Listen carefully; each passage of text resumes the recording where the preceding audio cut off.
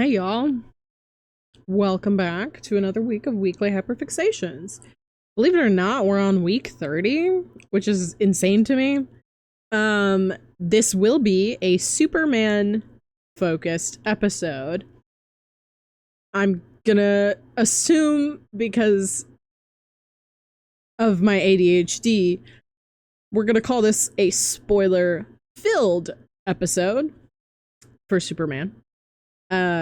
Because I cannot guarantee that I will remember to not. So, we're just gonna establish that there will be spoilers. Okay. I'm gonna talk about the things that aren't Superman first. Let's see. I know that this is a Superman focused episode, even though the Fantastic Four came out this week. I had theater, so sue me, you know. But Eben did say in an interview that if he could use the Thing's powers, he would use it to throw billionaires into space. Automatically like the guy. So very good. The Wednesday season 2 premiere happened in, I believe, London. Billie Piper looked absolutely amazing. Once a Doctor Who fan, always a Doctor Who fan. So I get really excited when I see Billie Piper. Because out of new Doctor Who, she was the first companion. So she's very much also carries a nostalgia factor for a lot of people, including myself. So I'm very excited about that. Toby Fox released the Mr. Antenna plush. It's a silly little guy, and I want one so I can throw it at the walls of my room, as one does. Also just to rattle him around, you know? Oh man. There's some interesting things here on the pyramid. The movie Bad Guys 2 came out, and at the end of the credits, it has a distinct AI training refusal message. Basically, it's a legal statement that says that it is illegal and copyright protected specifically against the use of AI. So you cannot use the movie Bad Guys 2 to train an AI because they have put in a legal disclosure in the movie.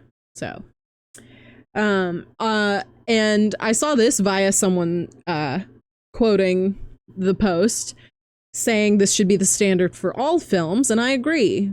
I extremely agree with that. So that was good to see. Very good thing to see, especially with how many guilds there are and how many strikes there have been specifically due to AI, things like that. So, let's see. Both the companies responsible for American Eagle and Dunkin' Donuts, for some odd reason, decided that they were going to make commercials featuring white people. The American Eagle one featuring Sydney Sweeney. I'm not familiar with the guy in the Dunkin' commercial, but in both commercials, they talked about how good their jeans were, as in a double entendre for the American Eagle commercial of jeans and jeans, as in DNA versus denim. And then the Dunkin' one just flat out used a statement about good genes, both of which quote eugenics statements as literally as their taglines for the commercials, which is not even, it's, and apparently I didn't know this about the male actor from the Dunkin' commercial, but both of those people are more MAGA aligned. And it really shows because they were the only people who were willing to do a commercial that used a eugenics statement about having the best genes. I think the more egregious of the two is the American Eagle one, but that's because we have seen a rise of a certain group mindset here in America, and that group historically favored people with blonde hair and blue eyes, which Sydney Sweeney fits that bill. So I do think that one was more egregious simply because it was a little more blatant. But both are deplorable. And those actors are going to have big career damage from this going forward. So let's see. Ooh, this one is like a personal dislike. Like this one's not personal, but the Creatures Company, which is affiliated directly with the Pokemon Company, they handle a bunch of stuff, including the Pokemon TCG Pocket.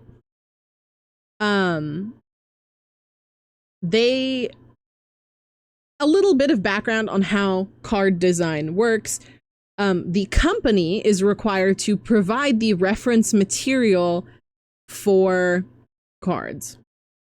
And someone took the reference material too seriously and traced some fan art from 2021 for both the Ho-Oh and Lugia cards. It's to the point in which the artist who drew it overlaid the image of the card on top of their own art, and it was an exact match. So,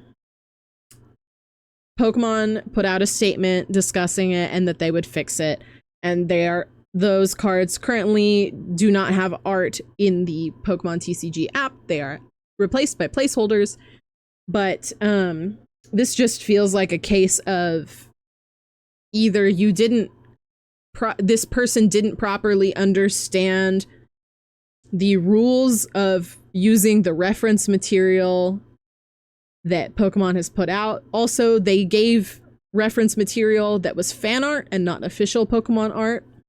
Also not a good idea. There's a lot of things that just feel like they just cut some corners, is what it feels like. But this kind of issue to me is not necessarily making a mark on the company as a whole, because not every single person in the company was involved in that. But also, like, that's a quality control thing. You should really, like, I feel like it should be looked into a little bit more, you know? So, and I first saw that post about this from the artists themselves first. And then I saw the statement from the Pokemon Company. So, let's see.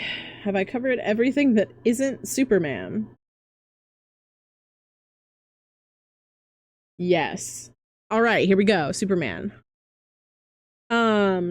First of all, I'm gonna get this one out of the way. An honorable mention for the pyramid this week was Mr. Handsome. Did not put Mr. Handsome on the pyramid, but I do love the lore that James Gunn shared about Mr. Handsome on all of his social media posts about Mr. Handsome. And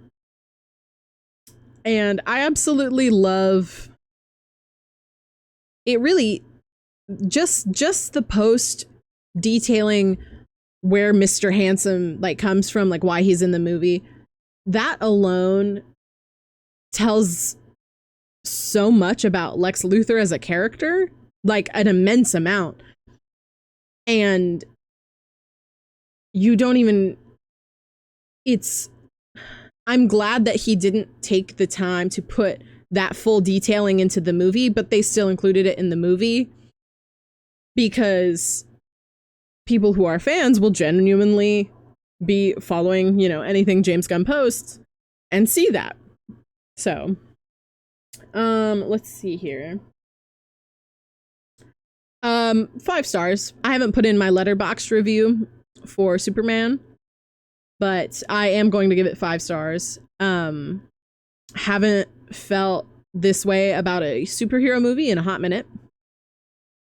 I'm hoping that I will feel the same way about the Fantastic Four, though they are very different from what I can tell. But also the Fantastic Four is kind of also stepping stone to like Secret Wars and Doomsday, so I'm okay if it's a little lackluster in comparison to Superman, because it's kind of a stepping stone to make sure we can get in the Fantastic Four by the time we do Doomsday. So it has to be it literally has to be a stepping stone. So, let's see. My favorite part of this movie was actually Eve, for many reasons. I didn't think I would like her character, but I knew I would like her outfits because she's a character who puts extreme amounts of thought into her appearance. And I had a little bit of this conversation with my brother as well, but it really adds a big question mark over her character. And I do not mean that in a negative way, but it adds a big question mark over her character of there's no way she can actually be that ditzy. Because even if you are a ditzy influencer girl who takes selfies all the time, you still wouldn't take pictures in front of a document, especially if it's not yours. Sure, the picture of her with a map, that's sure. But with a selfie with a clear view of a document and signatures that has nothing to do with you? Hold on, girly. She holds way more contempt for Lex than she, like, puts up a front for. Because she also just really wants someone to love her, which is so sad. I think it's really funny that it's Jimmy as well, because she is very, very tall, and Skylar, the guy playing Jimmy, is not as tall as her. Also, she's wearing heels, but I digress. It's still a very funny dynamic. But she's genuinely, I loved her character way more than I thought I would, because she has, it's, even if she is ditzy, it's like she has a high level of intelligence, and it just, the brain cells just need to actually click together for it to happen. That kind of thing. So just that in and of itself. Also, of course, I did love her outfits. Her attitude was really funny. There was a perfect amount of comic relief I felt in this movie. There's also some things that no one else in the theater laughed at, but I did, which was funny.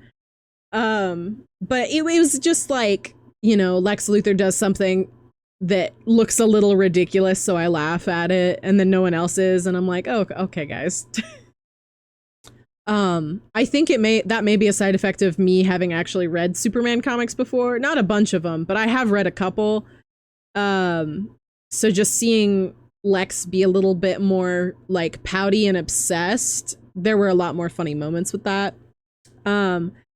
Also, and I am saying this because I want this on a physical record aside from texts, my brother almost never agrees with me when I ship like 2 characters together, because he's of the disposition where he usually assumes that the main ship in something is going to be heterosexual, which he does ship Clark and Lois, because obviously even I do too, but he I made a comment about it's so funny that Lex is so obsessed with Superman, and my brother was like, well, yeah, because he's in love and you do stupid things when you're in love. And I went, you just openly admitted that a main character could be queer.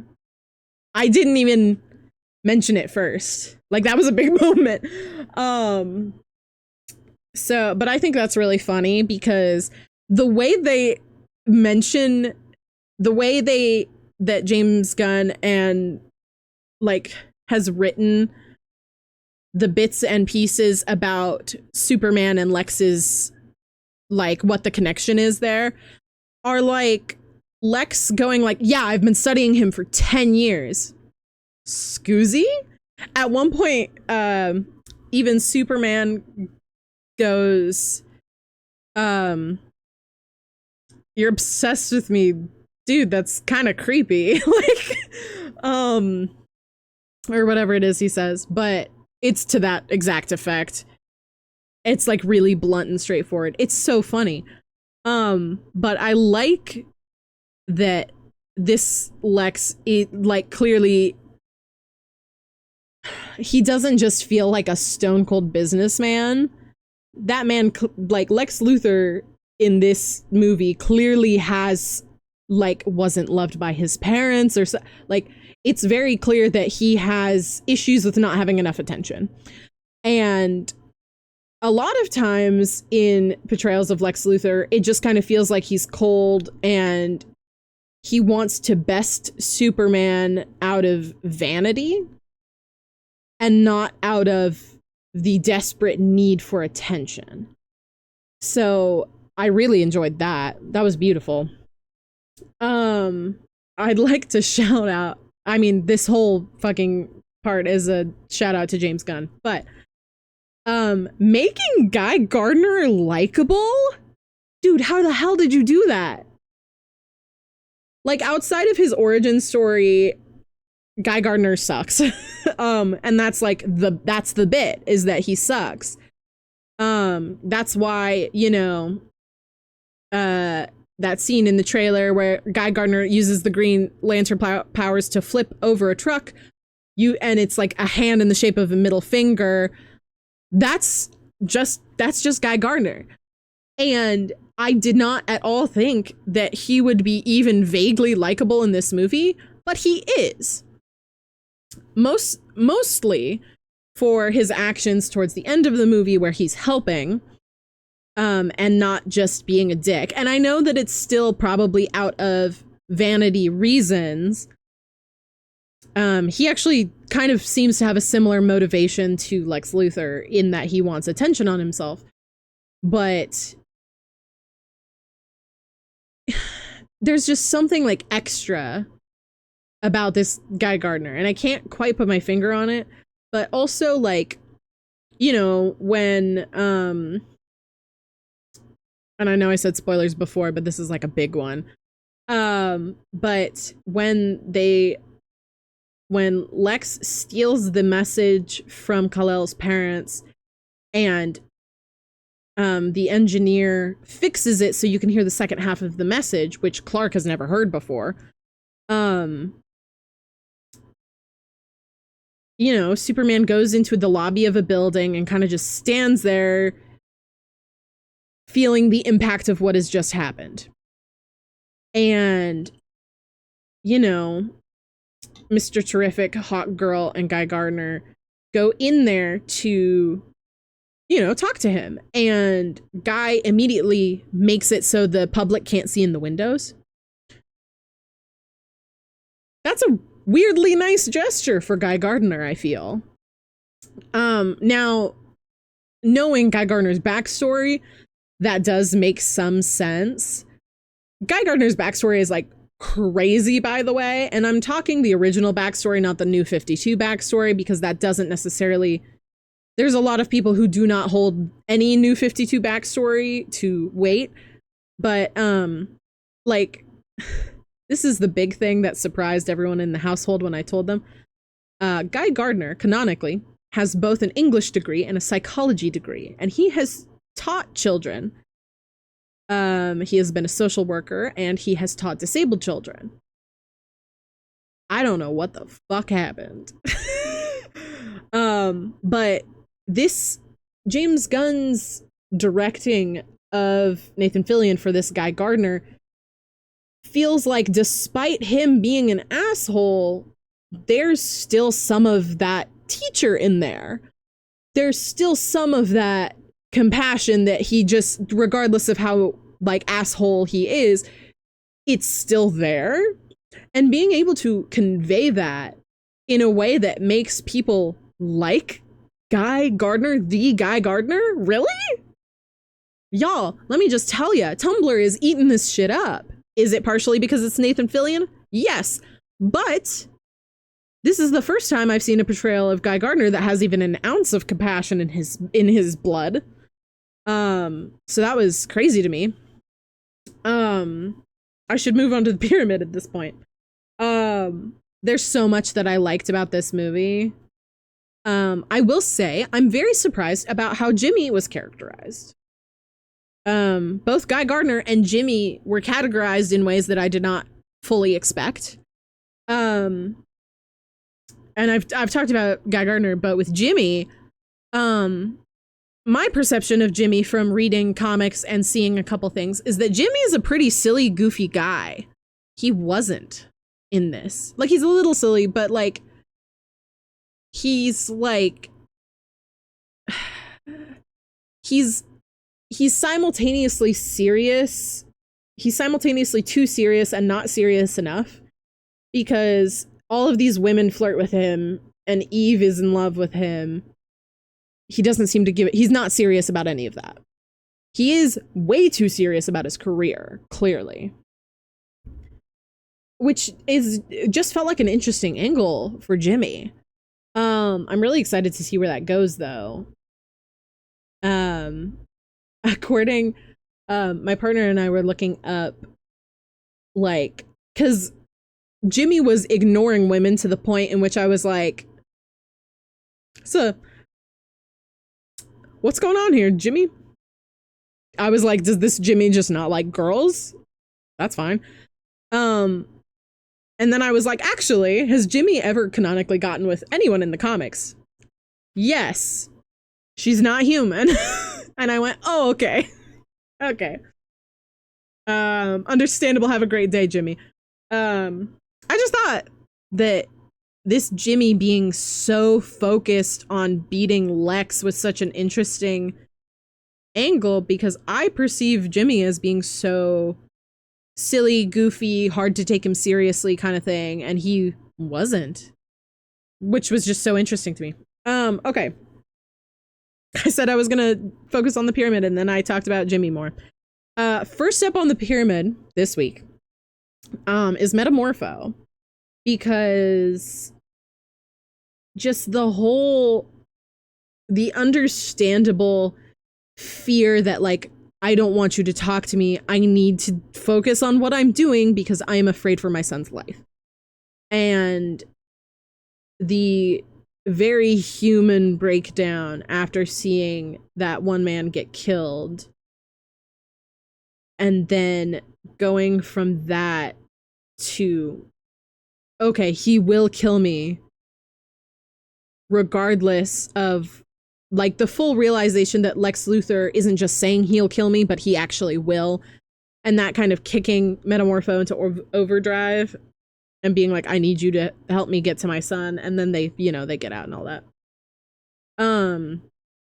That was beautiful. I also really like that they just let Metamorpho go. Like, that was once they got out of that dimension, that little pocket dimension, that was the end of seeing Metamorpho until the very end, because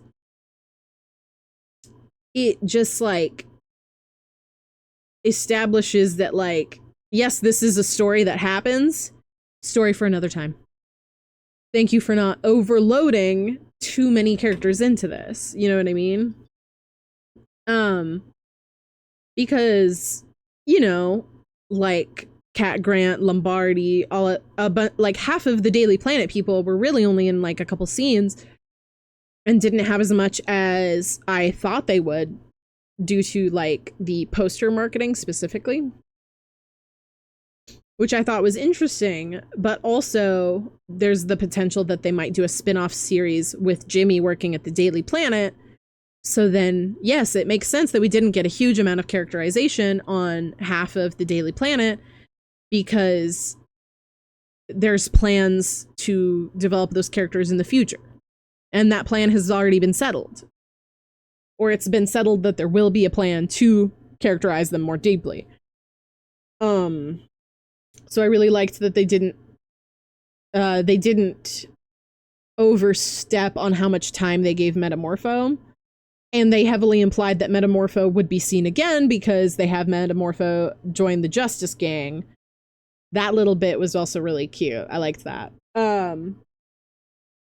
But yeah, I don't know. I liked it a lot.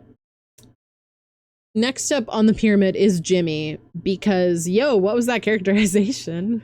Not what I expected, but also refreshing to have a Jimmy that's like a little bit more locked in, you know?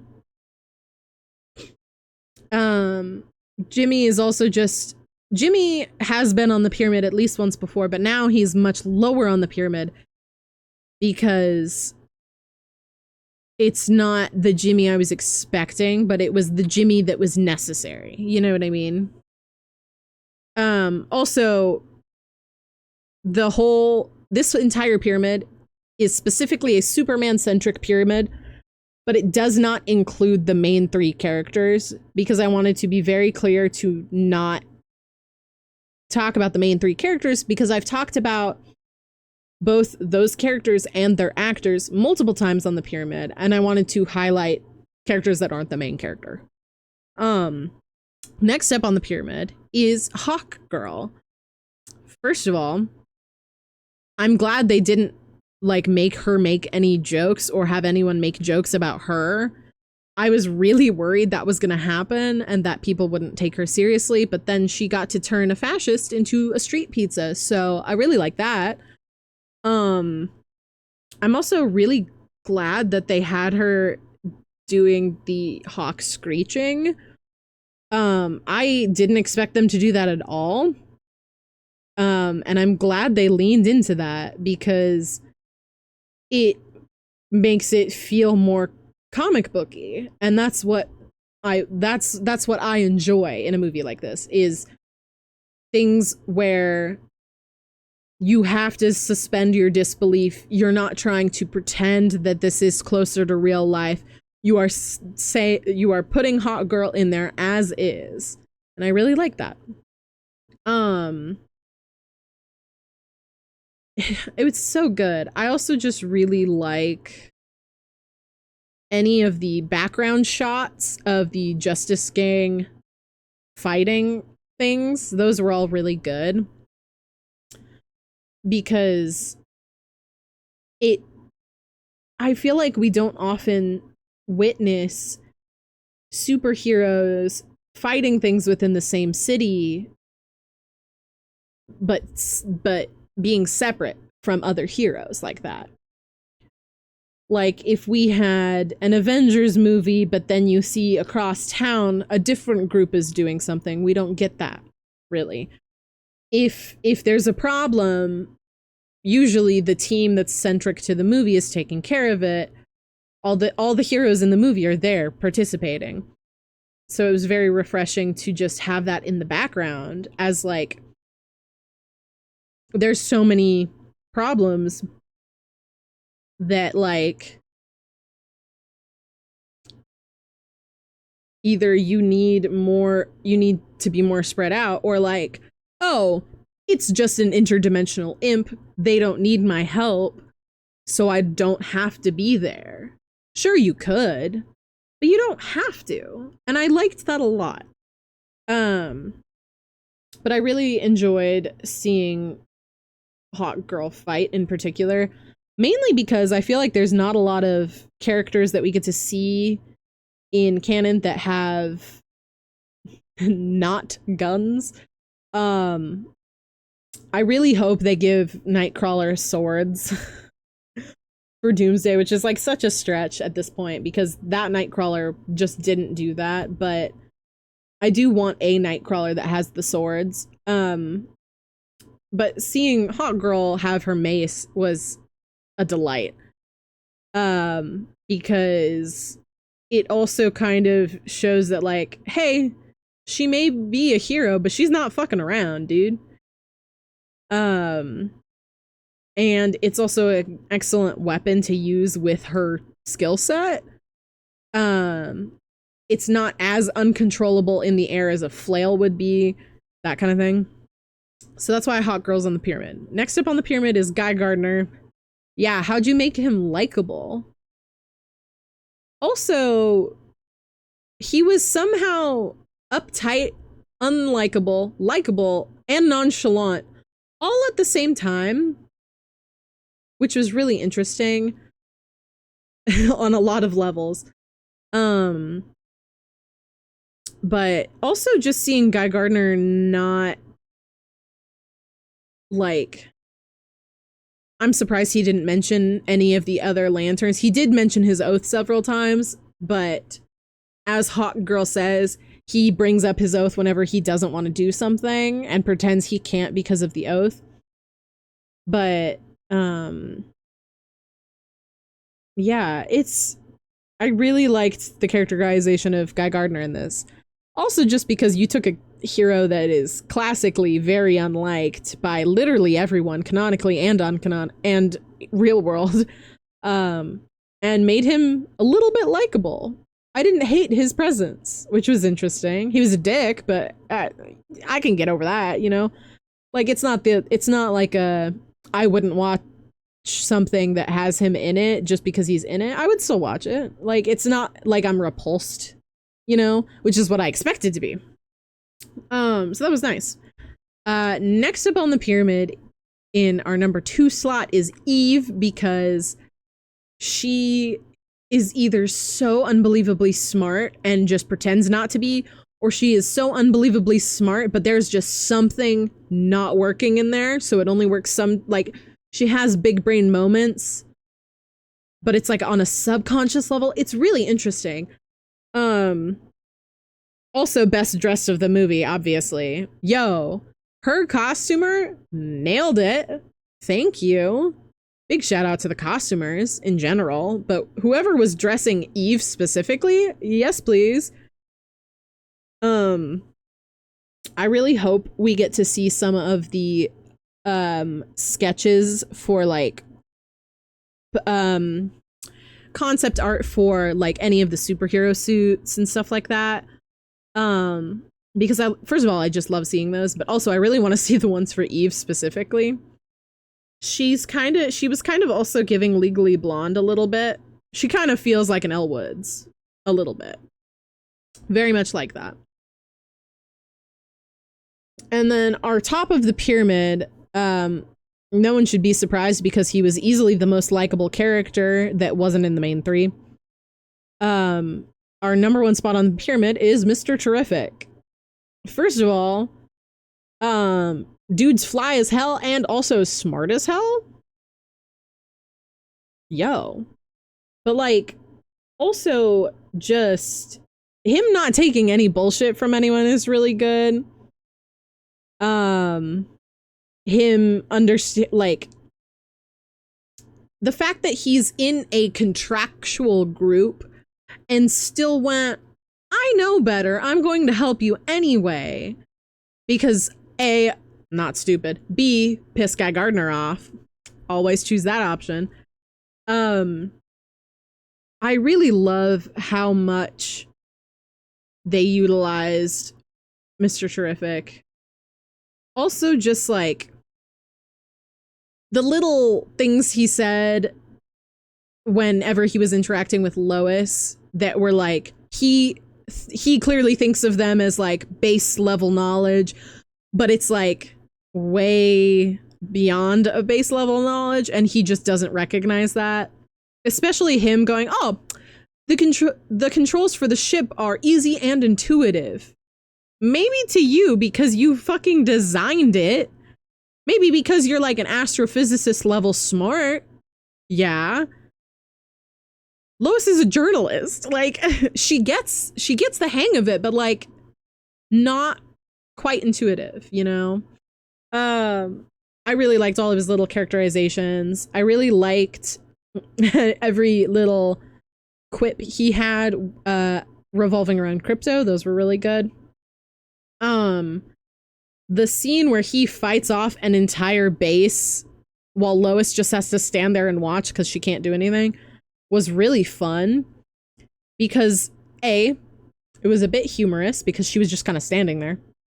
But also it really showed off Mr. Terrific, and I'm really glad that we had a dedicated fight scene for Mr. Terrific and that he wasn't necessarily consistently in all of the major fights. Cause just like, how do I say this?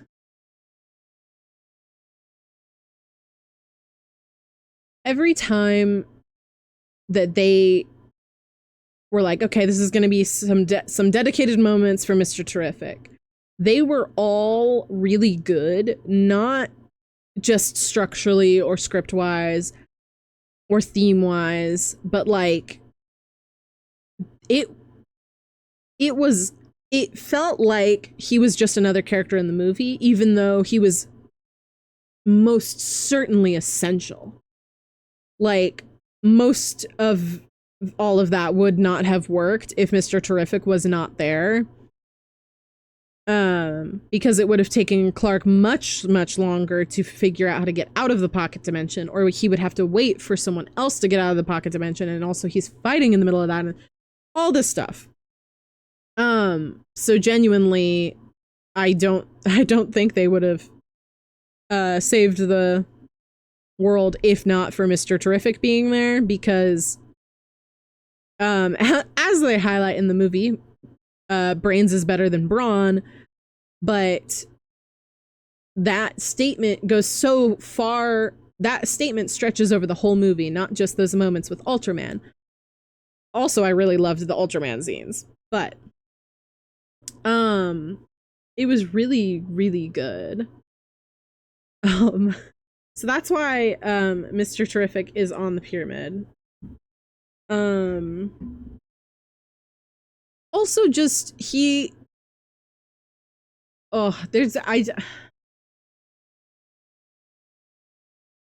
I'm just really glad